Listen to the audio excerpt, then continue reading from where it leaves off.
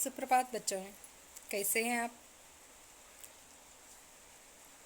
आशा करती हूँ आप सभी कुशल मंगल होंगे और भगवान से प्रार्थना करती हूँ आप सदा सुखी रहे और स्वस्थ भी रहे।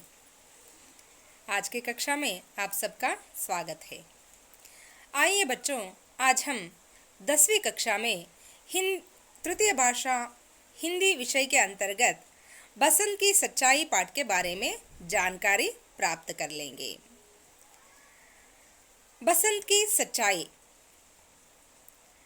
सच्चाई का मतलब होता है सत्य। सत्य मनुष्य जीवन का एक अत्यंत अनमोल एक संपत्ति है। इसकी तुलना हम किसी दूसरे या किसी अन्य कोई भी संपत्ति से तुलना नहीं कर सकते हैं। ಮಕ್ಕಳೇ, ಇಂದು ನಾವು ಈ ಇಂದಿನ ತರಗತಿಗೆ ನಿಮಗೆಲ್ಲರಿಗೂ ಸ್ವಾಗತ. ಇಂದು ನಾವು 10ನೇ ತರಗತಿಯಲ್ಲಿ ಹಿಂದಿ ವಿಷಯಕ್ಕೆ ಸಂಬಂಧಪಟ್ಟಂತೆ ಬಸಂತ್ ಕಿ ಸಚ್ಚಾಯಿ ಅನ್ನೋ ಪಾಠದ ಬಗ್ಗೆ ಚರ್ಚಿಸೋಣ. ಬಸಂತ್ ಕಿ ಸಚ್ಚಾಯಿ ಅಂದರೆ ಬಸಂತನ ಸತ್ಯವಂತಿಕೆ. ಈ ಪಾಠವನ್ನು ಪ್ರಾರಂಭಿಸುವುದಕ್ಕಿಂತ ಮುಂಚೆ ನಾನು ಸತ್ಯ ಅಂದರೆ ಏನು, ಸತ್ಯ ಹೇಗಿರುತ್ತೆ, ಮನುಷ್ಯ ತನ್ನ ಜೀವನದಲ್ಲಿ ಅದನ್ನು ಏಕೆ ಅಳವಡಿಸಿಕೊಳ್ಳಬೇಕು, इधर ಬಗ್ಗೆ ಒಂದು ಸ್ವಲ್ಪ ಹೇಳೋದಕ್ಕೆ ಇಷ್ಟಪಡ್ತೀನಿ. तो आइए अब हम देखते हैं सत्य क्या होता है, इसका पालन मनुष्य को कैसे करना चाहिए और क्यों करना चाहिए. सत्य का पालन करने से मनुष्य को कौन कौन से लाभ प्राप्त होते हैं. सत्य मानव जीवन की एक अनमोल विभूति है. ಸತ್ಯ ಮನುಷ್ಯ ಜೀವನದ ಒಂದು ಅತ್ಯಮೂಲ್ಯವಾಗಿರುವಂಥ, ಬೆಲೆ ಕಟ್ಟಲಿಕ್ಕೆ ಸಾಧ್ಯವೇ ಆಗದೇ ಇರುವಂಥ ಒಂದು ವಿಶಿಷ್ಟವಾದಂಥ ಸಂಪತ್ತು. जो अपने प्रति, अपनी आत्मा के प्रति, अपने कर्तव्यों के प्रति, परिवार, समाज और राष्ट्र के प्रति मन, वचन, क्रम से सच्चा रहता है. ಸತ್ಯ ಮನುಷ್ಯ ಜೀವನದ ಒಂದು ಅತ್ಯಮೂಲ್ಯವಾಗಿರುವಂಥ ಸಂಪತ್ತು. ಅದು ಒಬ್ಬ ಮನುಷ್ಯನಿಗೆ ಆತನಿಗಾಗಿ, ಆತನ ಆತ್ಮದ ಪರವಾಗಿ, ಆತನ ಕರ್ತವ್ಯಗಳ ಪರವಾಗಿ ಮತ್ತು ಪರಿವಾರ, ಸಮಾಜ, ರಾಷ್ಟ್ರ, ಹೀಗೆ ಇವೆಲ್ಲವುಗಳ ಪರವಾಗಿ ಆತ ಯೋಚನೆ ಮಾಡುವಂಥ ಆಲೋಚನೆಗಳಿಗೂ, ಆತ ಮಾತನಾಡುವಂಥ ಮಾತುಗಳಿಗೂ ಮತ್ತು ನಡ್ಕೊಳ್ಳುವಂಥ ನಡವಳಿಕೆಗೂ ಯಾವುದೇ ವ್ಯತ್ಯಾಸ ಕಂಡುಬರುವುದಿಲ್ಲ. ಅಷ್ಟು ಪರಿಶುದ್ಧವಾಗಿರುವಂಥ ಒಂದು ಅಂಶವೇ ಇಲ್ಲಿ ಸತ್ಯ ಅಂತ ನಾವು ಹೇಳಬಹುದು. वह इसी जीवन, इसी देह और इसी संसार में ಸ್ವರ್ಗೀಯ ಆನಂದ ಪ್ರಾಪ್ತ करता है. ಯಾವ ಮನುಷ್ಯ ಸತ್ಯದ ಪರಿಪಾಲನೆಯನ್ನು ತನ್ನ ಜೀವನದಲ್ಲಿ ಅಳವಡಿಸಿಕೊಳ್ತಾನೋ ಅವನು ಇದೇ ದೇಹದಲ್ಲಿ ಅಂದರೆ ಇದೇ ಜನ್ಮದಲ್ಲಿ, ಇದೇ ಭೂಮಿಯ ಮೇಲೆ ಸ್ವರ್ಗೀಯ ಆನಂದವನ್ನು ಪಡ್ಕೊಳ್ತಾನೆ.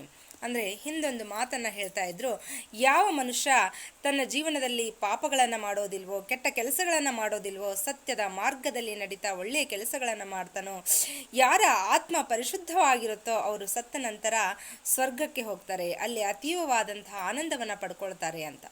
ಆದರೆ ಇಲ್ಲಿ ಏನಪ್ಪ ಹೇಳ್ತಾ ಇರೋದಂದರೆ, ಯಾರು ಸತ್ಯದ ಪರಿಪಾಲನೆಯನ್ನು ಮಾಡ್ತಾರೋ ಅವರು ಸಾವಿನ ನಂತರ ಆನಂದವನ್ನು ಅನುಭವಿಸೋದಿಲ್ಲ. ಇದ್ದಾಗಲೇ ಇದೇ ಭೂಮಿಯ ಮೇಲೆ ಸ್ವರ್ಗದ ಇದೇ ಸಂಸಾರದಲ್ಲಿ, ಇದೇ ಜಗತ್ತಿನಲ್ಲಿ, ಇದೇ ಲೋಕದಲ್ಲಿ ಸ್ವರ್ಗದ ಆನಂದವನ್ನು ಪಡ್ಕೊಳ್ಳೋದಕ್ಕೆ ಅವರಿಂದ ಸಾಧ್ಯ ಆಗುತ್ತೆ. ಉಸ್ಕೆ ಲಿಯೆ ಸುಖ, ಶಾಂತಿ और साधन संतोष की कमी नहीं रहती. ಅವರಿಗಾಗಿ, ಯಾರು ಸತ್ಯದ ಮಾರ್ಗದಲ್ಲಿ ನಡೀತಾ ಇರ್ತಾರೋ ಅವರಿಗೆ ಯಾವತ್ತಿಗೂ ಸಹ ಸುಖ ಶಾಂತಿಯ ಕೊರತೆಯಾಗೋದಿಲ್ಲ. ಸುಖ, ಶಾಂತಿ, ನೆಮ್ಮದಿ, ಸಂತೋಷ ಸದಾ ಅವರ ಬಾಳಿನಲ್ಲಿ ಸಮ್ಮಿಳಿತವಾಗಿರುತ್ತೆ. ಅದಕ್ಕೆ ಕೊರತೆ ಇರೋದಿಲ್ಲ. ಅವರಿಗೆ ಚಿಂತೆ ಅನ್ನೋದು ಅವರನ್ನು ಕಾಡೋದಕ್ಕೆ ಸಾಧ್ಯವೇ ಆಗೋದಿಲ್ಲ. ಸತ್ಯ ಮಾನವ ಜೀವನ ಕಿ ಸಬ್ಸೆ ಶುಭ और ಕಲ್ಯಾಣಕಾರಿ ನೀತಿ है. ಸತ್ಯ ಮನುಷ್ಯ ಜೀವನದ ಎಲ್ಲದಕ್ಕಿಂತ ದೊಡ್ಡದಾಗಿರುವಂಥ ಒಂದು ಕಲ್ಯಾಣಮಯವಾಗಿರುವಂಥ ಒಂದು ನೀತಿಯಾಗಿದೆ. ಶುಭಕರವಾಗಿರುವಂಥ, ಯಶಸ್ಸನ್ನು ತಂದುಕೊಡುವಂಥ ಒಂದು ಮಾರ್ಗವಾಗಿದೆ. ಇಸ್ಕಾ ಅವಲಂಬನ್ ಲೇಕರ್ ಚಲನೆ ವಾಲೆ ಜೀವನ್ ಮೇ ಕಭಿ ಅಸಫಲ್ ನಹಿ ಹೋತೆ. ಸತ್ಯದ ಮಾರ್ಗವನ್ನು ಆಯ್ಕೆ ಮಾಡಿಕೊಂಡು ನಡೀತಾ ಇರುವಂಥ ವ್ಯಕ್ತಿಗಳು, ಸತ್ಯವನ್ನು ತಮ್ಮ ಜೀವನದಲ್ಲಿ ಅಳವಡಿಸಿಕೊಂಡು ಮುನ್ನಡೀತಾ ಇರುವಂಥ ವ್ಯಕ್ತಿಗಳು ಯಾವತ್ತಿಗೂ ಸಹ ಸೋಲನ್ನು ಕಾಣೋದಕ್ಕೆ ಸಾಧ್ಯವೇ ಇಲ್ಲ. यह बात मानी जा सकती है कि सत्य का आश्रय लेकर चलने पर प्रारंभ में कुछ कठिनाई हो सकती है. ಒಂದು ಮಾತನ್ನು ನಾವು ಒಪ್ಕೊಳ್ಬಹುದು, ಏನಪ್ಪಾ ಅಂದರೆ ಸತ್ಯದ ಮಾರ್ಗದಲ್ಲಿ ನಡೆಯುವಂಥವರಿಗೆ ಪ್ರಾರಂಭದಲ್ಲಿ ಕೆಲವು ತೊಂದರೆಗಳನ್ನು, ಕಷ್ಟಗಳನ್ನು ಅವರು ಎದುರಿಸಬೇಕಾಗುತ್ತೆ, ಅನುಭವಿಸಬೇಕಾಗುತ್ತೆ. ಕಿಂತು ಆಗೆ ಚಲ್ಕರ್ ಉಸ್ಕಾ ಆಶಾತೀತ್ ಲಾಭ ಹೋತಾ ಹೇ. ಆದರೆ ಮುಂದೊಂದು ದಿನ ಆ ಎಲ್ಲ ಕಷ್ಟಗಳು, ಆ ಎಲ್ಲ ತೊಂದರೆಗಳು ಮಾಯವಾಗಿ ಒಂದು ಅತೀವವಾಗಿರುವಂತಹ, ವರ್ಣಿಸೋದಕ್ಕೆ ಸಾಧ್ಯವೇ ಆಗದೆ ಇರುವಂತಹ ಒಂದು ಆನಂದವನ್ನು ಅವರು ಪಡ್ಕೊಳ್ತಾರೆ. ಸತ್ಯ ಪುಣ್ಯಕಿ ಖೇತಿ ಹೇ. ಸತ್ಯ ಅನ್ನೋದು ಪುಣ್ಯದ ಒಂದು ಗದ್ದೆ ಇದ್ದಂತೆ, ಒಂದು ಹೊಲವಿದ್ದಂತೆ. ಯಾವ ರೀತಿಯಾಗಿ ಹೊಲದಲ್ಲಿ ಎಂತಹ ಬೀಜಗಳನ್ನು ನಾವು ಬಿತ್ತನೆ ಮಾಡ್ತೀವೋ ಅಂತಹದ್ದೇ ಫಲವನ್ನು ನಾವು ಅನುಭವಿಸೋದಕ್ಕೆ ಅಥವಾ ಫಲವನ್ನು ಪಡೆಯೋದಕ್ಕೆ ಸಾಧ್ಯ. ಹಾಗೆಯೇ ಮನುಷ್ಯ ಜೀವನದಲ್ಲಿ ಸತ್ಯ ಅನ್ನೋ ಒಂದು ಹೊಲದಲ್ಲಿ, ಮನುಷ್ಯ ಜೀವನದಲ್ಲಿ ಮನುಷ್ಯ ಜೀವನದಲ್ಲಿ ಯಾರು ಸತ್ಯವನ್ನು ಇದನ್ನು ಮಾಡ್ತಾರೋ, ಅನುಕರಣೆ ಮಾಡ್ಕೊಳ್ತಾರೋ, ಅವರು ಪುಣ್ಯದ ಫಲವನ್ನು ಪಡ್ಕೊಳ್ಳೋದಕ್ಕೆ ಸಾಧ್ಯ ಆಗುತ್ತೆ. ಯಾಕಂದರೆ ಸತ್ಯ ಅನ್ನೋದು ಪುಣ್ಯದ ಹೊಲವಿದ್ದಂತೆ. ಅಲ್ಲಿ ಆ ಹೊಲದಲ್ಲಿ ಸತ್ಯ ಅನ್ನೋ ಬೀಜವನ್ನು ಬಿತ್ತಿದ್ರೆ ಸಾಕು, ನಾವು ಕಲ್ಪನೆಯೂ ಮಾಡ್ಕೊಳ್ಳದೆ ಇರುವಂತಹ ಒಂದು ಆನಂದವನ್ನು ಅನುಭವಿಸೋದಕ್ಕೆ ಸಾಧ್ಯ ಆಗುತ್ತೆ. जिस प्रकार अन्न की कृषि करने में प्रारंभ में कुछ कठिनाई उठानी पड़ती है और उसकी फसल के लिए थोड़ी प्रतीक्षा भी करनी पड़ती है. ಯಾವ ಪ್ರಕಾರದಲ್ಲಿ ಹೊಲದಲ್ಲಿ ಬೀಜಗಳನ್ನು ಬಿತ್ತನೆ ಮಾಡಿದ ತಕ್ಷಣವೇ ಫಲ ನಮ್ಮ ಕೈಗೆ ಸಿಗೋದಿಲ್ವೋ, ಅದೇ ಪ್ರಕಾರವಾಗಿ ನಮ್ಮಲ್ಲಿಯೂ ಸಹ ಸತ್ಯವನ್ನು ಅಳವಡಿಸಿಕೊಂಡ ಮನುಷ್ಯನಿಗೂ ಸಹ ತಕ್ಷಣಕ್ಕೆ ಯಾವುದೇ ಲಾಭಗಳು ಅವರಿಗೆ ಸಿಗೋದಕ್ಕೆ ಸಾಧ್ಯವೇ ಇಲ್ಲ. ಲಾಭಗಳನ್ನು ಪಡೆಯೋದಕ್ಕೆ ಅಥವಾ ಆ ಒಂದು ಸಂತೋಷವನ್ನು ಪಡೆಯೋದಕ್ಕಾಗಿ ಅವನು ಯಾವ ರೀತಿಯಾಗಿ ಬೀಜಗಳನ್ನು ಬಿತ್ತನೆ ಮಾಡಿದಾಗ ಕೆಲವು ಕಾಲಗಳವರೆಗೂ, ಕೆಲವು ದಿನಗಳವರೆಗೂ ನಾವು ಫಲವನ್ನು ಪಡೆಯೋದಕ್ಕೆ ಕಾಯಬೇಕಾಗುತ್ತೋ, ಅದೇ ಪ್ರಕಾರವಾಗಿ ಸತ್ಯದ ಮಾರ್ಗದಲ್ಲಿ ನಡೆಯುವಂತಹವರು ಸಹ ಉತ್ತಮ ಫಲಕ್ಕಾಗಿ ಕೆಲವು ದಿನಗಳ ಕಾಲ ಕಾಯಲೇಬೇಕಾಗುತ್ತೆ. किंतु बाद में जब वहाँ कृषि फलीभूत होती है तो घर ಧನ ಧಾನ್ಯ ಸೇ ಭರ ದೇತಿ ಹೇ. ಯಾವಾಗ ಆ ಬಿತ್ತನೆ ಮಾಡಿದಂತಹ ಬೀಜ ಬೆಳೆದು ಫಲವಾಗಿ ಪರಿವರ್ತನೆಯಾಗಿ ಕಟಾವಿಗೆ ಸಿದ್ಧವಾಗಿ ಕಟಾವು ಮಾಡಿದ ನಂತರ ಮನೆಗೆ ಬರುತ್ತೋ, ಆಗ ಇಡೀ ಮನೆಯೆಲ್ಲ ಧನ ಧಾನ್ಯದಿಂದ ತುಂಬಿ ಹೋಗಿರುತ್ತೆ. ಹಾಗೆಯೇ उसी प्रकार सत्य की कृषि भी प्रारंभ में थोड़ा त्याग, बलिदान और धैर्य लेती है. किंतु जब वहाँ फलती है तो लोक से लेकर परलोक तक मानव जीवन को पुष्पों से भर कर कृतार्थ कर देती है. ಹಾಗೆ ಸತ್ಯ ಅನ್ನೋ ಬೀಜವನ್ನು ಮನುಷ್ಯ ತನ್ನ ಜೀವನದಲ್ಲಿ ಬಿತ್ತನೆ ಮಾಡಿಕೊಂಡಿದ್ದೇ ಆದಲ್ಲಿ ಆತ ಅಂದರೆ ಆ ಒಂದು ಬಿತ್ತನೆ ಮಾಡಿಕೊಂಡಾಗ ಯಾವ ರೀತಿಯಾಗಿ ಬೀಜಗಳನ್ನು ಬಿತ್ತನೆ ಮಾಡಿದ ತಕ್ಷಣವೇ ಫಲ ಸಿಗೋದಿಲ್ವೋ ಕೈಗೆ, ಅದೇ ರೀತಿಯಾಗಿ ಸತ್ಯದ ಮಾರ್ಗವನ್ನು ಅನುಸರಿಸುವಂಥವರು ಪ್ರಾರಂಭದಲ್ಲಿ ಸ್ವಲ್ಪ ತ್ಯಾಗ, ಬಲಿದಾನ ಮತ್ತು ಧೈರ್ಯದಿಂದ ಸಂದರ್ಭಗಳನ್ನು, ಪರಿಸ್ಥಿತಿಗಳನ್ನು ಎದುರಿಸಬೇಕಾಗುತ್ತೆ. ಆದರೆ ಯಾವಾಗ ಅದು ಆ ಒಂದು ಮಟ್ಟವನ್ನು ತಲುಪುತ್ತೆ, ಅಂದರೆ ಅದರ ಫಲ ನಮಗೆ ಸಿಗುತ್ತೋ, ಆಗ ಅದು ಪರಿಪಕ್ವತೆಯನ್ನು ಪಡ್ಕೊಂಡಾಗ ಆ ಸತ್ಯದ ಮಾರ್ಗದಲ್ಲಿ ನಾವು ಸತ್ಯವನ್ನು ಪರಿಪೂರ್ಣವಾಗಿ ನಮ್ಮ ಜೀವನದಲ್ಲಿ ಅಳವಡಿಸಿಕೊಂಡು ಅದೇ ಮಾರ್ಗದಲ್ಲಿ ಮುನ್ನಡಿತಾ ಹೋದಾಗ ಈ ಲೋಕದಿಂದ ಹಿಡಿದು ಪರಲೋಕದವರೆಗೂ ಸಹ ಮನುಷ್ಯ ಜೀವನದ ತುಂಬೆಲ್ಲ ಪುಷ್ಪಗಳ ಒಂದು ಸುರಿಮಳೆಯನ್ನು ಸತ್ಯ ಅನ್ನೋದು ಸುರಿಸೋದಕ್ಕೆ ಪ್ರಾರಂಭವಾಗುತ್ತೆ. ಹಾಗೂ ನಮ್ಮ ಜೀವನವನ್ನು ಕೃತಾರ್ಥಗೊಳಿಸುತ್ತೆ, ಸಾರ್ಥಕಗೊಳಿಸುವಂಥ ಶಕ್ತಿ ಸತ್ಯಕ್ಕೆ ಮಾತ್ರ ಇರೋದು. ಆದ್ದರಿಂದ ಇಲ್ಲಿ ಏನಪ್ಪ ಹೇಳ್ತಾ ಇರೋದು ಅಂದರೆ ಸತ್ಯ ಅನ್ನೋದು, ಆದ್ದರಿಂದಲೇ ಇಲ್ಲಿ ಹೇಳ್ತಾ ಇರೋದು ಸತ್ಯ ಅನ್ನೋದು ಒಂದು ಅಮೂಲ್ಯವಾಗಿರುವಂತಹ ಸಂಪತ್ತು. ಆ ಸಂಪತ್ತಿಗೆ ಬೇರೆ ಯಾವುದೇ ಸಂಪತ್ತನ್ನು ಹೋಲಿಕೆ ಮಾಡಿ, ತುಲನೆ ಮಾಡಿ ಅದರ ಜೊತೆಗೆ ಹೋಲಿಸುವಂತಹ ಒಂದು ಸಂಪತ್ತು ಈ ಜಗತ್ತಲ್ಲಿ ಬೇರೆ ಯಾವುದೂ ಇಲ್ಲ. ಆದರೆ ಅದನ್ನು ನಾವು ಅಳವಡಿಸಿಕೊಳ್ಳೋದು ಸ್ವಲ್ಪ ಕಷ್ಟ. ಅದನ್ನು ಕಷ್ಟಪಟ್ಟು ಅದನ್ನು ನಮ್ಮ ಜೀವನದಲ್ಲಿ ಅಳವಡಿಸಿಕೊಂಡಿದ್ದೇ ಆದಲ್ಲಿ ಅದರ ಫಲವನ್ನು ನಾವು ತುಂಬ ರುಚಿಕರವಾದಂತಹ, ಕಲ್ಪನೆಗೂ ಮೀರಿದಂತಹ ಒಂದು ಫಲವನ್ನು, ಸಂತೋಷವನ್ನು, ನೆಮ್ಮದಿಯನ್ನು ಅದರಿಂದ ಕಾಣೋದಕ್ಕೆ ಸಾಧ್ಯ ಆಗುತ್ತೆ. ಈ ಒಂದು ದೃಷ್ಟಾಂತದ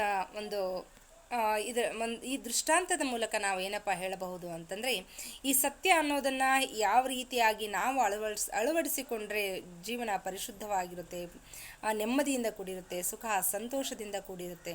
ಹಾಗೆಯೇ ಇಲ್ಲಿ ಇಂದು ನಾವು ಆಯ್ಕೆ ಮಾಡಿಕೊಂಡಿರುವಂತಹ ಪಾಠ ಬಸಂತ್ ಕಿ ಸಚ್ಚಾಯಿ.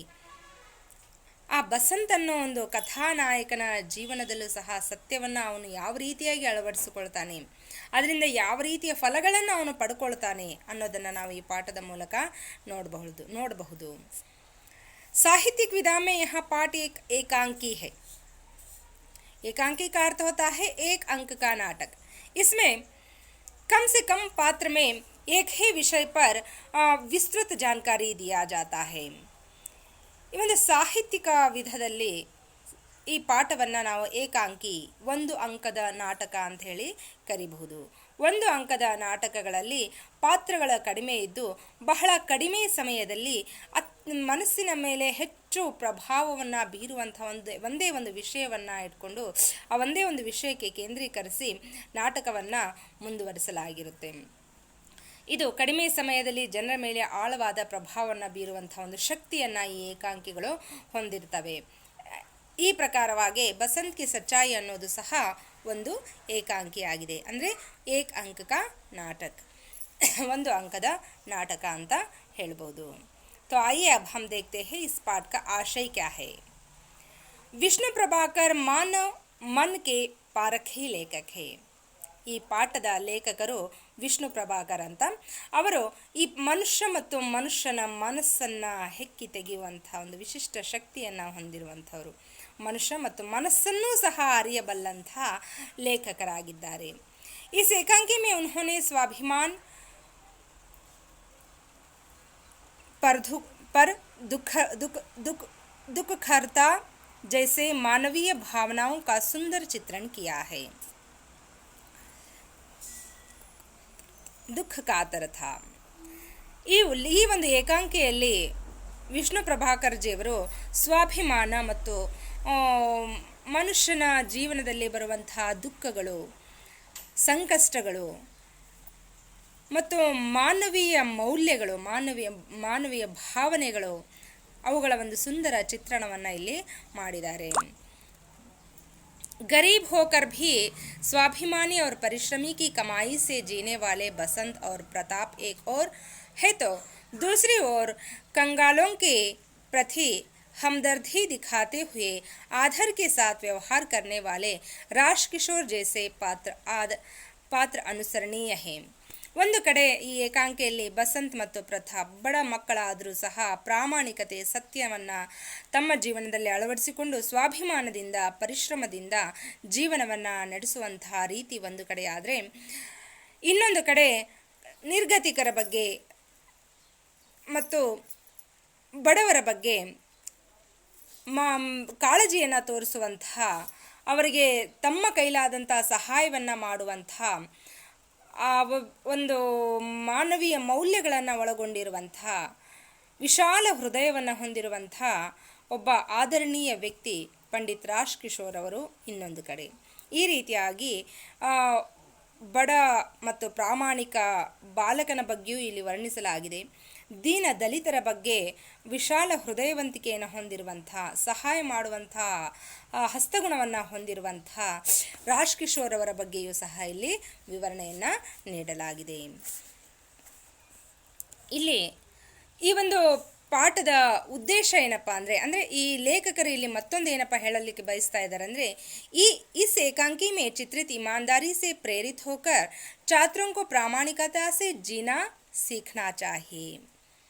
ಈ ಏಕಾಂಕಿಯಲ್ಲಿ, ಈ ನಾಟಕದಲ್ಲಿ ಚಿತ್ರಿಸಲಾಗಿರುವಂತಹ, ಬಿಂಬಿಸಲಾಗಿರುವಂತಹ ಪ್ರಾಮಾಣಿಕತನದಿಂದ ಪ್ರೇರಣೆಗೊಂಡು, ಅಂದರೆ ಯಾವ ಕಥಾನಾಯಕನ ಪ್ರಾಮಾಣಿಕತೆಯನ್ನು ಇಲ್ಲಿ ಬಿಂಬಿಸಲಾಗಿದೆಯೋ, ಚಿತ್ರಿಸಲಾಗಿದೆಯೋ, ಆತನ ಪ್ರಾಮಾಣಿಕತೆಯಿಂದ ನೀವೆಲ್ಲರೂ ಸಹ ಪ್ರೇರಣೆಗೊಂಡು, ಮಕ್ಕಳು ಅಂದರೆ ವಿದ್ಯಾರ್ಥಿಗಳು ಪ್ರೇರಣೆಗೊಂಡು ಅವರೂ ಸಹ ತಮ್ಮ ಜೀವನದಲ್ಲಿ ಪ್ರಾಮಾಣಿಕತೆಯನ್ನು ಅಳವಡಿಸಿಕೊಂಡು ಪ್ರಾಮಾಣಿಕರಾಗಿ ಜೀವನವನ್ನು ನಡೆಸಬೇಕು ಅನ್ನೋದು ಈ ಒಂದು ಕಥೆಯ ಉದ್ದೇಶವಾಗಿದೆ. छात्रों को सच्चाई के महत्व से अवगत करना ताकि वे सच के साथ दे और झूठ न बोले.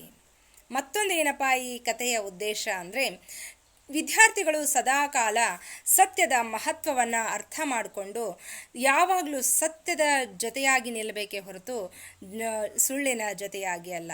ಅವರು ಸುಳ್ಳನ್ನು ಎಂಥ ಕಷ್ಟದ ಪರಿಸ್ಥಿತಿಯಲ್ಲೂ ಸಹ ಸುಳ್ಳು ಹೇಳದೆ ಸತ್ಯವನ್ನೇ ಪರಿಪಾಲಿಸುವಂಥ ಒಂದು ಮನೋಗುಣವನ್ನು, ಆ ಶಕ್ತಿಯನ್ನು ಸಂಪಾದಿಸಬೇಕು ಅನ್ನೋದು ಈ ಕಥೆಯ ಒಂದು ಉದ್ದೇಶವಾಗಿದೆ.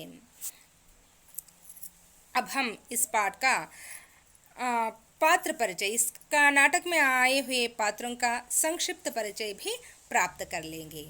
बसंत एक गरीब शरणार्थी लड़का है. बसंत ಒಬ್ಬ ಬಡ ಶರಣಾರ್ಥಿ ಬಾಲಕ.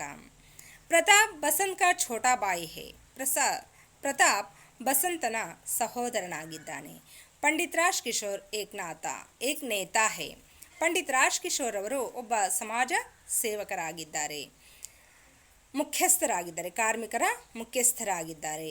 ಡಾಕ್ಟರ್ ತಥಾ ದೋ ರಾಹ ಚಲತೆ ವ್ಯಕ್ತಿ, ಡಾಕ್ಟರ್ ಮತ್ತು ಇಬ್ಬರು ದಾರಿ ಹೋಕರು. ಇಷ್ಟು ಪಾತ್ರ ಪರಿಚಯಗಳು ಈ ನಾಟಕದಲ್ಲಿ ಪಾತ್ರಗಳು ಬರ್ತವೆ. ಯಥಾ ಇಸ್ ಪಾಠ ಕಾ ಪಾತ್ರ ಪರಿಚಯ. अब हम देखते हैं इस पाठ का विवरण की ओर हम जाएंगे और इस पाठ का पहला दृश्य हम अब इस पाठ की जानकारी प्राप्त कर लेने से पहले हम ये जान लेते हैं कि इस एकांकी में 3 दृश्य आते हैं. ಈ ಪಾಠದ ವಿವರಣೆಗಿಂತ ಮುಂಚೆ ಈಗ ನಾವು ಪಾತ್ರ ಪರಿಚಯವನ್ನು ಮಾಡಿಕೊಂಡ್ವಿ. ಈ ಪಾಠವನ್ನು ಪ್ರಾರಂಭಿಸುವುದಕ್ಕಿಂತ ಮುಂಚೆ ಈ ಪಾಠದಲ್ಲಿ 3 ದೃಶ್ಯಗಳು ಬರ್ತವೆ. ನಾವೀಗ ಮೊದಲನೇ ದೃಶ್ಯವನ್ನು ನೋಡೋಣ. पहला दृश्य स्टेज पर सुविधानुसार एक बड़े नगर के बाजार का प्रतीकात्मक दृश्य है. ವೇದಿಕೆಯ ಮೇಲೆ ಸುಸಜ್ಜಿತವಾಗಿ ವ್ಯವಸ್ಥೆಗೊಳಿಸಿರುವಂತಹ ಒಂದು ದೊಡ್ಡ ನಗರದ ಮಾರುಕಟ್ಟೆಯ ಒಂದು ಚಿತ್ರಣವನ್ನು ನಾವಿಲ್ಲಿ ನೋಡ್ತಾ ಇದ್ದೀವಿ. ಆ ಮಾರುಕಟ್ಟೆಯ ದೃಶ್ಯವನ್ನು ನಾವಿಲ್ಲಿ ನೋಡ್ತಾ ಇದ್ದೀವಿ. आने जाने लेने देने का शोर, फेरी वाले की पुकार. ಆ ಮಾರುಕಟ್ಟೆಯಲ್ಲಿ ಸಾಮಾನ್ಯವಾಗಿ ಮಾರುಕಟ್ಟೆ ಅಂದಾಕ್ಷಣ ಅಲ್ಲಿ ಅನೇಕ ತರಹದ ಅಂಗಡಿಗಳಿರ್ತವೆ. ಕೊಂಡುಕೊಳ್ಳುವಂತಹ, ಮಾರಾಟ ಮಾಡುವಂತಹ ವ್ಯಾಪಾರಸ್ಥರ ಮಧ್ಯೆ ಇರುವಂತಹ ಚರ್ಚೆಯನ್ನು ನಾವು ಕೇಳಿಸ್ಕೊಳ್ತಾ ಇರ್ತೀವಿ.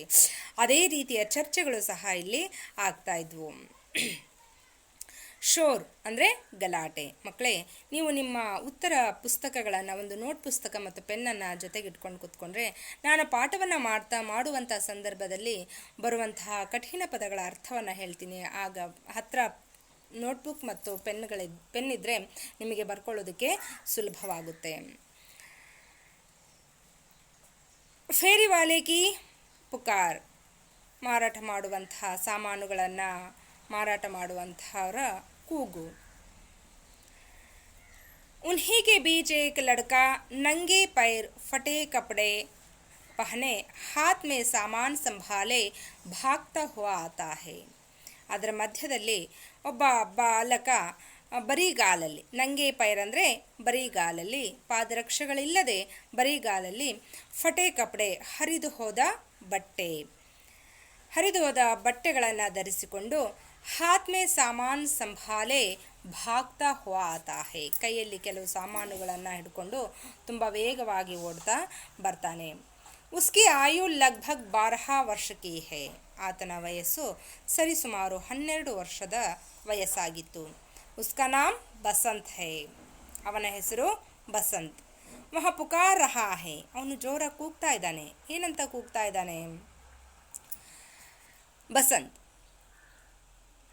छलनी ले लो, बटन ले लो, दिया सलाई ले लो. ಛಲ್ನಿ ಅಂದರೆ ಟೀ ಸೋಸುವಂಥ ಜಾಲರಿ.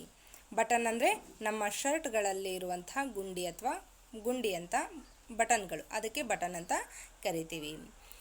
ದಿಯಾ ಸಲಾಯಿ ಅಂದರೆ ಕಡ್ಡಿ ಪಟ್ಟಿಗೆ. ಬಸಂತ್ ಕೂಗ್ತಾ ಇದ್ದಾನೆ, ಟೀ ಸೋಸುವಂತಹ ಜಾಲರಿಯನ್ನು ತೆಗೆದುಕೊಳ್ಳಿ, ಬಟನ್ ತೆಗೆದುಕೊಳ್ಳಿ, ದಿಯಾ ಸಲಾಯಿ ಕಡ್ಡಿ ಪಟ್ಟಿಗೆಯನ್ನು ತೆಗೆದುಕೊಳ್ಳಿ ಅಂತ ಜೋರಾಗಿ ಕೂಗ್ತಾ ವ್ಯಾಪಾರವನ್ನು ಮಾಡೋದಕ್ಕೆ ಅಲ್ಲಿ ಪ್ರಯತ್ನ ಪಡ್ತಾ ಇದ್ದಾನೆ. ಕೋಯಿ ಉಸ್ಕಿ ಬಾತ್ ನಹಿ ಸುನ್ತಾ, ಯಾರೂ ಆತನ ಮಾತುಗಳನ್ನೇ ಕೇಳಿಸ್ಕೊಳ್ತಾ ಇಲ್ಲ. ಸಬ್ ಉಸೆ ದೇಖ್ತೆ ಹೇ ಔರ್ ಆಗೆ ಬಢ್ ಜಾತೆ ಹೇ, ಎಲ್ಲರೂ ಆತನ ನೋಡ್ತಾರೆ ಮತ್ತೆ ಮುಂದೆ ಹೋಗ್ತಾರೆ. इसी समय एक खद्दरधारी ವ್ಯಕ್ತಿ वहां से ಜಾತೆ ದಿಖಾಯಿ ದೇತೆ ಹೇ. ಅದೇ ಸಮಯದಲ್ಲಿ ಈ ಖದ್ದರ್ಧಾರಿ ಅಂದರೆ ವ್ಯವಸ್ಥಿತವಾಗಿ ಶಿಸ್ತುಬದ್ಧವಾಗಿ ಬಟ್ಟೆಯನ್ನು ಧರಿಸಿರುವಂಥ ವ್ಯಕ್ತಿ. ಅಂದರೆ ಶಿಸ್ತುಬದ್ಧವಾಗಿ ಬಟ್ಟೆಯನ್ನು ಧರಿಸಿರುವಂಥ ವ್ಯಕ್ತಿಗೆ ನಾವು ಖದ್ದರ್ಧಾರಿ ವ್ಯಕ್ತಿ ಅಂತ ಕರಿತೀವಿ. ಅದೇ ಸಮಯದಲ್ಲಿ ಒಬ್ಬ ಶಿಸ್ತಾಗಿ ಬಟ್ಟೆಯನ್ನು ಹಾಕ್ಕೊಂಡಿರುವಂಥ ಒಬ್ಬ ವ್ಯಕ್ತಿ ಆತನ ಕಣ್ಮುಂದೆ ಹೋಗಿರೋದನ್ನು ಅವನು ಗಮನಿಸ್ತಾನೆ. ಹಾತ್ ಮೇ ಸಾಮಾನ್ ಸೆ ಭರಾ ಥೈಲಾ ಹೇ.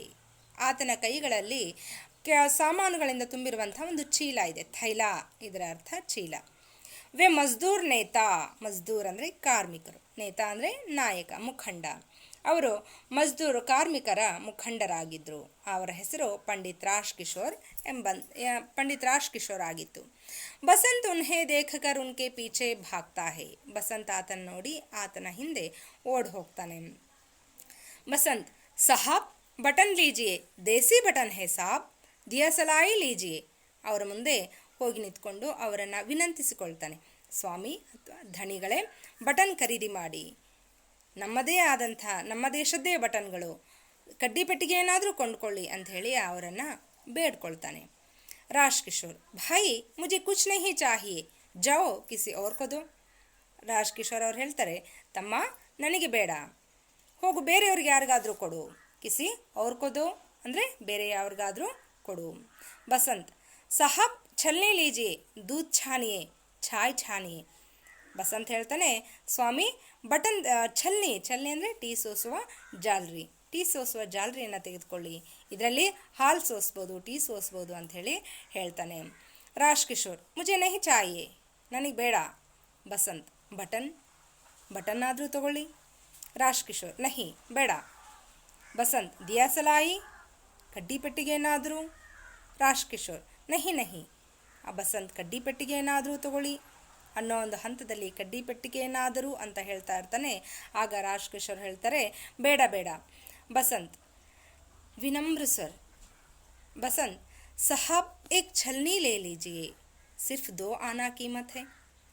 ತುಂಬ ವಿನಮ್ರ ಸ್ವರದಿಂದ ಅವನು ಅವರ ಹತ್ರ ಬೇಡ್ಕೊಳ್ತಾನೆ, ಸ್ವಾಮಿ ಒಂದು ಟೀ ಸೋಸುವ ಜಾಲರಿಯನ್ನಾದರೂ ತೆಗೆದುಕೊಳ್ಳಿ, ಕೇವಲ 2 ಅದರ ಬೆಲೆ, ಕೀಮತ್ ಅಂದರೆ ಬೆಲೆ, ಅದರ ಬೆಲೆ ಕೇವಲ 2 ಆಣೆ ಅಂಥೇಳಿ ಹೇಳ್ತಾನೆ.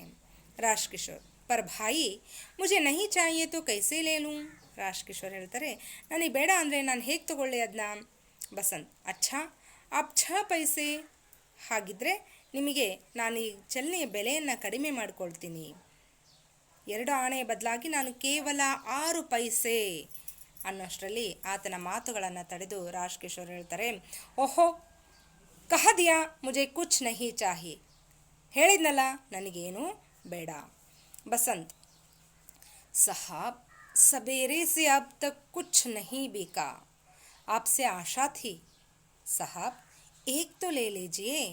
ತುಂಬ ದುಃಖದಿಂದ ಅವನು ಅವರ ಹತ್ರ ಬೇಡ್ಕೊಳ್ತಾನೆ, ಸ್ವಾಮಿ ಬೆಳಗ್ಗೆಯಿಂದ ಇಲ್ಲಿವರೆಗೂ ಯಾವ ಮಾರಾಟವೂ ಸಹ ಆಗಿಲ್ಲ. ಬಿಕಾ ಅಂದರೆ ಕುಚ್ ನಹಿ, ಬಿಕಾ ಅಂದರೆ ಮಾರಾಟವಾಗಿಲ್ಲ, ಬಿಕಾ ಅಂದರೆ ಮಾರಾಟವಾಗು, ನಹಿ ಬಿಕಾ ಅಂದರೆ ಮಾರಾಟವಾಗಿಲ್ಲ. ಆಪ್ಸೆ ಆಶಾ ಥಿ ಸಾಹಬ್, ನಿಮ್ಮಿಂದ ಆಸೆ ಇತ್ತು, ನಾನು ನಿಮ್ಮನ್ನು ನೋಡಿದಾಗ ನೀವು ನನ್ನಿಂದ ಯಾವುದಾದ್ರೂ ಒಂದು ಸಾಮಾನನ್ನು ಕೊಂಡುಕೊಂಡೇ ಕೊಳ್ತೀರಾ ಅನ್ನೋ ಒಂದು ಆಸೆಯಿಂದ ಬಂದೆ ನಾನು ಅಂಥೇಳಿ ಅವ್ರ ಹತ್ರ ಬೇಡ್ಕೊಳ್ತಾನೆ. ಏಕ್ ತೋ ಲೇ ಲೀಜಿಯೇ, ಒಂದಾದರೂ ತೆಗೆದುಕೊಳ್ಳಿ. ರಾಜ್ ಕಿಶೋರ್ जेब में से 2 पैसे निकालते हुए, तुम तो अच्छा, तुम्हें पैसे चाहिए तो लो, ये 2 पैसे लो और जाओ. ನಿನಗೆ ದುಡ್ಡು ತಾನೇ ಬೇಕು. ರಾಜ್ ಕಿಶೋರ್ ಅವರು ತಮ್ಮ ಜೇಬಲ್ಲಿ ದುಡ್ಡನ್ನು ಹುಡುಕಾಡಿ 2 ಪೈಸೆಯನ್ನು ತೆಗಿತಾ, ನೀನಂತೂ ನನ್ನನ್ನು ಬಿಡೋ ಹಾಗೆ ಕಾಣ್ತಾ ಇಲ್ಲ, ಸರಿ ನಾನು ನಿನಗೆ 2 ಪೈಸೆಯನ್ನು ಕೊಡ್ತೀನಿ, ತಗೋ ಇದನ್ನು, ನಿನಗೆ ದುಡ್ಡು ತಾನೇ ಬೇಕಾಗಿರೋದು, ಈ ದುಡ್ಡನ್ನು ತೊಗೊಂಡು ಬೇರೆಯವ್ರ ಹತ್ರ ಸಾಮಾನುಗಳನ್ನು ಮಾರಾಟ ಮಾಡು ಅಂಥೇಳಿ ಆತನನ್ನು ಕಳಿಸೋ ಪ್ರಯತ್ನವನ್ನು ಮಾಡ್ತಾರೆ. ಬಸಂತ್ ನಹಿ ಸಾಬ್ ನಹಿ, ಮೈ ಪೈಸೆ ನಹಿ ಲೂಂಗಾ. ತಕ್ಷಣಕ್ಕೆ ಬಸಂತ್ ಅವರ ಹತ್ರ ಪ್ರತಿಕ್ರಿಯಿಸ್ತಾನೆ, ಇಲ್ಲ ಸ್ವಾಮಿ, ನನಗೆ ಹಣ ಬೇಡ.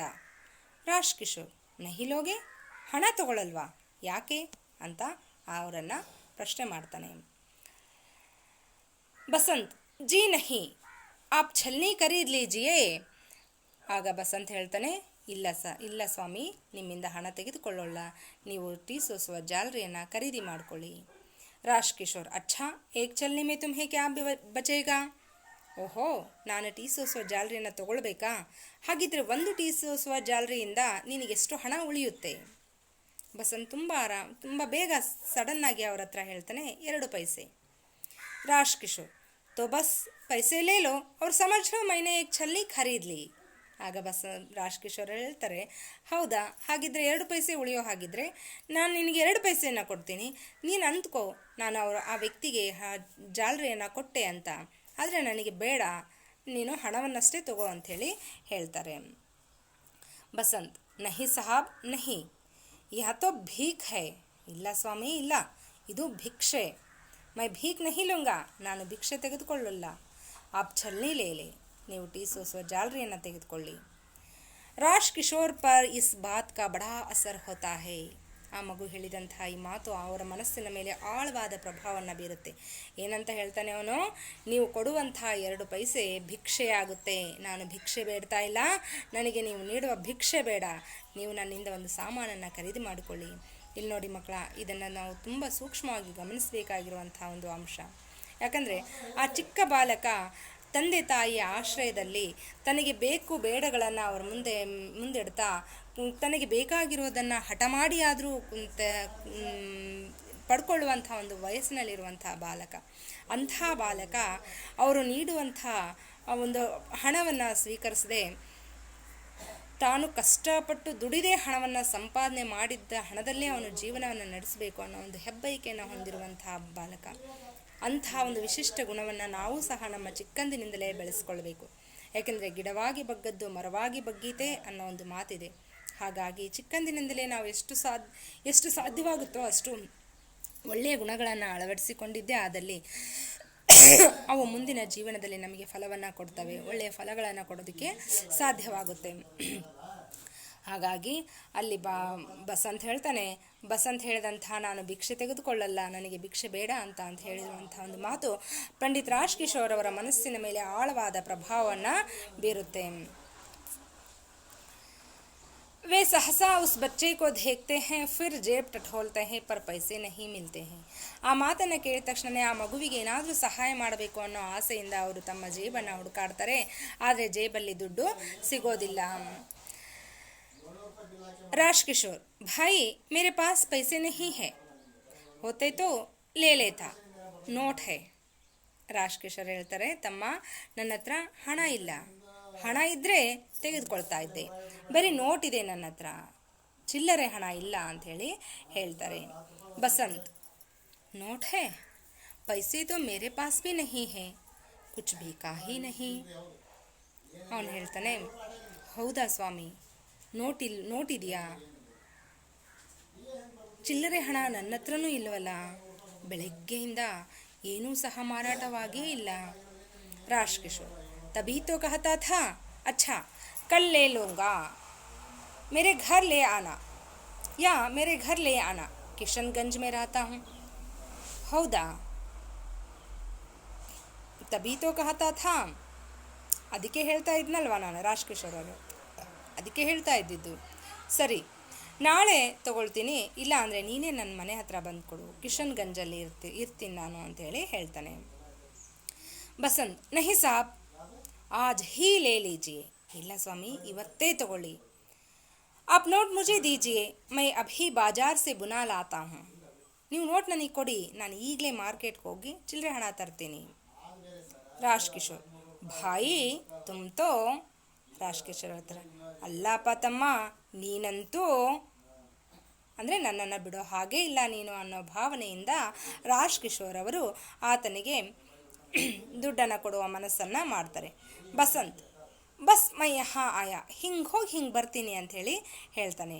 ರಾಜ್ಕಿಶೋರ್, ಅಚ್ಛಲೋ ಬುನಾ ಲಾವೋ ಅಭಿಯಾನ, ಸರಿಯಾಗಿದ್ರೆ ಅಂಥೇಳಿ ಆತನ ಕೈಗೆ ನೋಟನ್ನು ಕೊಟ್ಟು ಚಿಲ್ಲರೆ ಹಣವನ್ನು ತೆಗೆದುಕೊಂಡು ಬಾ, ತಕ್ಷಣವೇ ಬಾ ಅಂಥೇಳಿ ಹೇಳ್ತಾರೆ.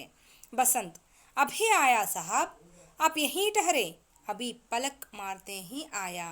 ಬಸಂತ್ ಹೇಳ್ತಾನೆ, ತಕ್ಷಣವೇ ಬರ್ತೀನಿ ಸ್ವಾಮಿ, ಆಪ್ ಯಹೀ ಟಹರೆ, ನೀವು ಇಲ್ಲೇ ನಿಂತ್ಕೊಳ್ಳಿ, अभी पलक मारते ही पलक मारना ಕಣ್ಣನ್ನು ಮಿಟುಕಿಸು ಪಲಕ್ ಮಾರನ ಅಂದರೆ ಕಣ್ಣನ್ನು ಮಿಟುಕಿಸು ನೀವು ಕಣ್ಣು ಮುಚ್ಚಿ ತೆಗೆಯುವಷ್ಟರಲ್ಲಿ ನಾನು ಬಂದು ನಿಮ್ಮ ಮುಂದೆ ಬಂದು ಹಾಜರಾಗ್ತೀನಿ ಅಂಥೇಳಿ ಹೇಳ್ತಾನೆ बसंत नोट लेकर बाजार की ओर भागता है राज किशोर वही खड़े रहते हैं ಬಸಂತ್ ನೋಟನ್ನು ತೆಗೆದುಕೊಂಡು ಮಾರ್ಕೆಟ್ ಕಡೆ ಓಡಿ ಹೋಗ್ತಾನೆ ರಾಜ್ ಕಿಶೋರ್ ಅಲ್ಲೇ ನಿಂತ್ಕೊಂಡಿರ್ತಾರೆ ಧೀರೆ ಧೀರೆ 15-20 ಮಿನಿಟ್ ಬೀತ್ ಜಾತೆ ಹೇ ನಿಧಾನಕ್ಕೆ 15ರಿಂದ 20 ನಿಮಿಷಗಳ ಕಾಲ ಗತಿಸಿ ಹೋಗುತ್ತೆ जैसे जैसे समय बीतता है वे उत्सुक होकर बाजार की ओर देखते हैं ಯಾವ ರೀತಿಯಾಗಿ ಸಮಯ ಕಳೀತಾ ಹೋಗುತ್ತೋ ಆ ರೀತಿಯಾಗಿ ರಾಜ್ ಕಿಶೋರ್ ಅವರು ಉತ್ಸುಕತೆಯಿಂದ ಮತ್ತು ಅವನು ಬರುವ ನಿರೀಕ್ಷಣೆಯಲ್ಲಿ ಆತನ ದಾರಿಯನ್ನು ಕಾಯುವ ನಿರೀಕ್ಷಣೆಯಲ್ಲಿ ಆತ ಹೋದಂಥ ದಾರಿಯ ಕಡೆಗೆ ನೋಡ್ತಾ ಇರ್ತಾರೆ ರಾಜ್ ಕಿಶೋರ್ 15 मिनट हो गए अब तक नहीं आया कहाँ रह गया मुझे तो लगता है अब नहीं लौटेगा ರಾಜ್ ಕಿಶೋರ್ ತಮ್ಮ ಮನಸ್ಸಿನಲ್ಲೇ ಅಂದ್ಕೊಳ್ತಾರೆ 15 ಮಿನಿಟ್ ಹೋ ಗಯೆ 15 ನಿಮಿಷಗಳ ಕಾಲ ಗತಿಸಿ ಹೋಯಿತು ಅಬ್ ತಕ್ ನಹಿ ಆಯಾ ಇಲ್ಲಿವರೆಗೂ ಸಹ ಅವನು ಬರಲಿಲ್ಲ ಕಹಾ ರಹ ಗಯಾ ಎಲ್ಲಿರಬಹುದು ಮುಜೆ ಲಗ್ತಾ ಹೇ ನನಗನ್ಸುತ್ತೆ ಅಬ್ ವಹಾ ನಹಿ ಲೌಟೇಗಾ ಈಗ ಅವನು ಹಿಂತಿರುಗೋದಿಲ್ಲ ವಾಪಸ್ ಆಗೋದಿಲ್ಲ ಅಂತೇಳಿ ಅವರು ಅಂದ್ಕೊಳ್ತಾರೆ ರಾಜ್ ಕಿಶೋರ್ ಜಿ ಅವರು ಭಾಗ ಪಹಲಾ ದೃಶ್ಯ ಈ ಏಕಾಂಕಿಕ ಪಹಲಾ ದೃಶ್ಯ ಥಾ ಇಲ್ಲಿವರೆಗೂ ನಾವು ಕೇಳಿದಂತಹ ಕತೆ ಈ ನಾಟಕದ ಮೊದಲನೇ ದೃಶ್ಯ ಭಾಗದಲ್ಲಿದೆ ಮೊದಲನೇ ಅಂಕ ಮೊದಲನೇ ದೃಶ್ಯದ ಒಂದು ಕಥೆಯಾಗಿದೆ ಮುಂದೆ ಬಸಂತ್ ಹೋದಂಥ ರಾಜ್ ಕಿಶೋರ್ ಅವರಿಂದ ನೋಟನ್ನು ಪಡೆದುಕೊಂಡು ಹೋದಂತಹ ಬಸಂತ್ ಆ ಬಾಲಕ ವಾಪಸ್ ಚಿಲ್ಲರೆ ಹಣವನ್ನು ಪಡ್ಕೊಂಡು ಬರ್ತಾನೋ ಅಥವಾ ಬರೋದಿಲ್ವೋ ಹಾಗಿದ್ರೆ ಆ ನೋಟವನ್ನು ತಗೊಂಡು ಅವನು ಏನು ಮಾಡ್ದ ಯಾವುದಕ್ಕಾಗಿ ಖರ್ಚು ಮಾಡಿಕೊಂಡ ಆಗ ರಾಜ್ ಕಿಶೋರ್ ಅವ್ರಿಗೆ ಆದಂತಹ ಅನುಭವ ಏನು ರಾಜ್ ಕಿಶೋರ್ ಅವನ ಬಗ್ಗೆ ಏನೆಲ್ಲ ಅಂದ್ಕೊಳ್ತಾರೆ ಅನ್ನೋದನ್ನು ಮುಂದಿನ ಕಥೆಯಲ್ಲಿ ನೋಡೋಣ तो बच्चों अब मैं समझती हूँ इस एकांकी का पहला दृश्य को आप अच्छी तरह समझ लिए हैं और आप भी जिस तरह बसंत प्रामाणिकता से परिश्रम करके अपना जीवन निर्वाह कर लेना चाहता है उसी प्रकार आप भी अपने कर्तव्यों के प्रति अटल रहकर परिश्रम से जीवन निर्वाह करते हुए जीवन बिताने का एक रीति को अपनाने के लिए मैं आप सभी से विनती करती हूँ और परिश्रम करके आपकी पढ़ाई को भी अच्छी तरह आप लोग अच्छी तरह पढ़ाई करके अच्छे अंक प्राप्त कर लेने के लिए मैं भगवान से प्रार्थना करती हूँ तो बच्चों कल की आगे की कथा जानने के लिए हम कल की कक्षा में मिलेंगे तब तक के लिए आप सभी को मेरी ओर से धन्यवाद अवसर दिए गए आप सभी को मैं नमस्कार करते हुए आज की पाठ को यही समाप्त कर रही हूँ।